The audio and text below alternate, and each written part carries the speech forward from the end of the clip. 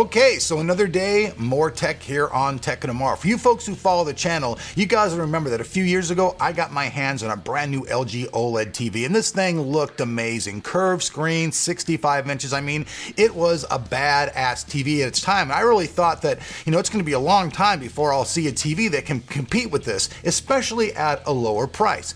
And one thing I never really liked about it is that it only had an HDMI 1.0 port, which means that games were locked at 30 frames per second. I wasn't able to get the 60 frames per second at 60 hertz whatsoever.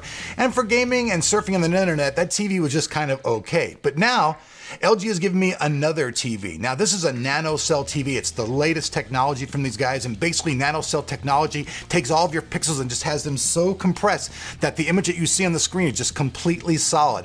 And this thing has some killer features like Dolby HDR, and Dolby HDR gives you like 30 million colors and the most vibrant screen you can get along with that technology. Now, a lot of people out there have been talking about some stuff about these TVs, about banding. It's been kind of a big issue. So I'm not sure if I'm exactly seeing banding, because I'll admit straight off I'm not a TV expert, but once in a while when I'm looking at the TV, I do see lines scrolling down. So it's either from the refresh or it's doing some of that banding stuff. But I have to say though that the features on this TV, however, are very nice, especially for a TV that's only $1,400. This particular TV does not have a curved screen, but however, it is a 65-inch class TV. 64.5 diagonal screen, very, very nice picture, very small bezel around the edge so that you're getting a full screen. All in all, the visuals on this TV are really nice. Now, as far as the resolution goes, this TV is fully 4K, 3840 by 2160. This TV also features True Motion 240, which is 120 hertz of refresh rate. What this means is that when you're watching movies and there's all kinds of action and people are fighting and going all over the place, it keeps those images from being blurry, so you get a solid image throughout. You guys can also see that just from a visual aspect, I'm talking about the way the TV looks, it is a very nice TV. It has a very, very nice base. You can honestly fit a nice little soundbar underneath it, so if you're looking to do that, you've got plenty of room to do that as well.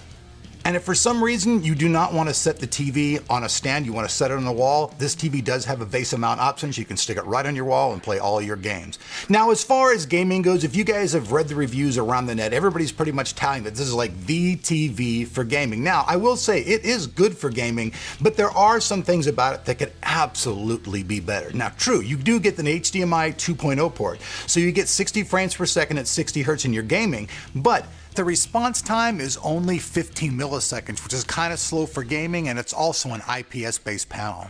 IPS panels are actually kind of the slowest. If you had either an OLED or a TN, it'd be better. And honestly, if you could get a TV that had FreeSync or G-Sync in it, that would make it the uber gaming TV. But as it is, this TV still does pretty well for gaming, although it does have a few caveats.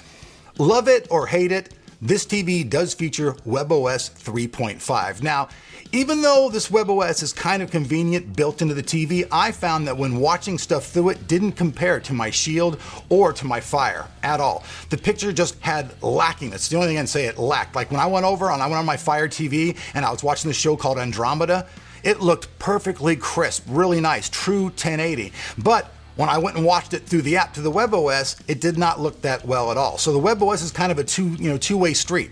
Yes, it makes it easy because you don't have to have a bunch of remotes. You can do everything through one remote. But as far as the streaming goes, it seems like it's really not as powerful as those individual boxes that people have. Like I said, both my Fire and my Shield look way, way better than watching stuff through WebOS. And a lot of people out there I know don't like WebOS, but honestly, you don't have to use it whatsoever. You can turn those features off and completely ignore them, and that's what I did after I tried using WebOS. It's a cool idea, but I'm not really all that fond of it myself.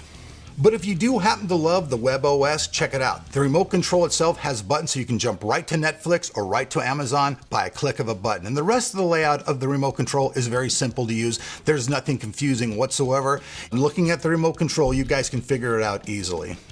Taking a look at the back of the TV, you guys can see here are where all the inputs and outputs are located. So first up, we have 4 HDMI 2.0 ports. These play your games at 60 frames per second at 60 hertz. And it also has support for HDCP 2.2, which means that all the latest 4K Blu-ray movies will play on this TV without problem. You get 3 USB ports, a single connection for your antenna or your cable, a composite in, an Ethernet cable, and if you don't have a plug-in, this TV also has Wi-Fi built in. You get a single optical cable, and then finally a mini jack. And what the mini jack is to plug in your speakers or a sound bar. One thing I want to point out to you guys is that when we're filming these videos, we're filming at 4K at 30 frames per second. And some of the lines that you see on the screen while we're filming are due to that. It's not actually the TV doing that. When you're sitting in front of the TV, you don't notice that at all. The only thing I will have to say is that sometimes when they're scrolling through the pictures, I do see a couple of lines going down. Now, I've seen some people saying things about post-processing problems and all this stuff, and I looked online and I wasn't really able to find any solid information to support this. So it looks like some TVs do have problems with banding and some problems with post-processing, but I'm not actually seeing that in this TV. One thing that I really do like about this TV is the colors are amazingly bright. I mean, so bright that people will probably have to turn the brightness and contrast down, because let me tell you, man, it just frickin' pops. I mean, big time pops.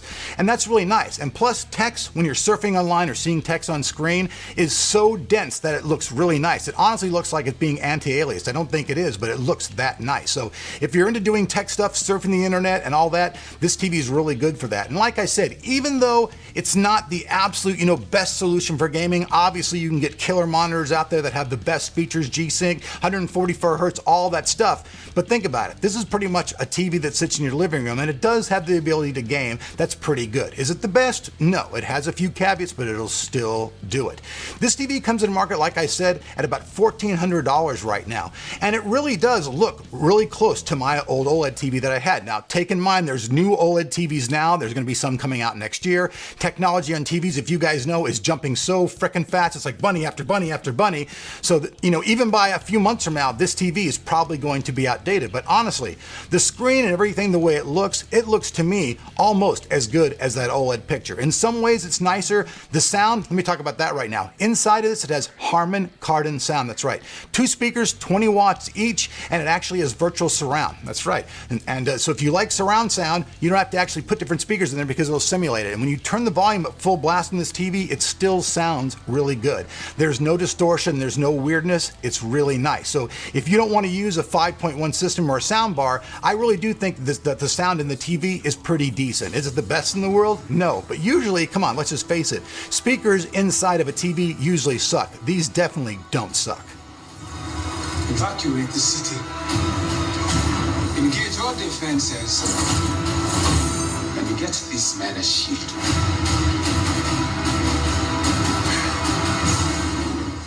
I admit that I am no TV expert. I haven't gone out there and done a bunch of research on TVs, but I know that I watch a lot of TV and play a lot of games. And from just a user's aspect, which is my opinion, like my honest opinion, this particular display is very, very nice.